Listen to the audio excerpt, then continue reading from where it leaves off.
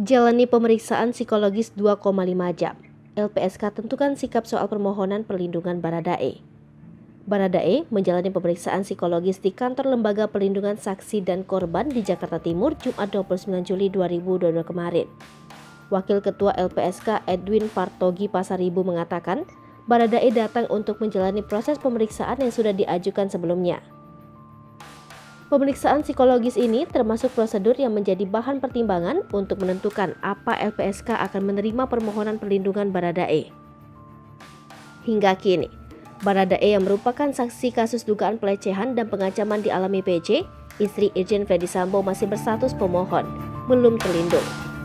Sebelumnya, Ketua LPSK Hasto Atmojosroyo menuturkan telah melayangkan surat kepada Kobrimob yang merupakan satuan Baradae kini bertugas. Melalui surat tersebut, LPSK meminta Baradae datang ke kantor mereka untuk proses investigasi dimintai keterangan dan pemeriksaan psikologis pada Rabu 27 Juli 2022. Pada Rabu itu, Baradae yang merupakan penembak jitu nomor 1 di Resimen 1 Korps Pelopor Brimob urung datang ke kantor LPSK karena harus dimintai keterangan oleh Komnas HAM.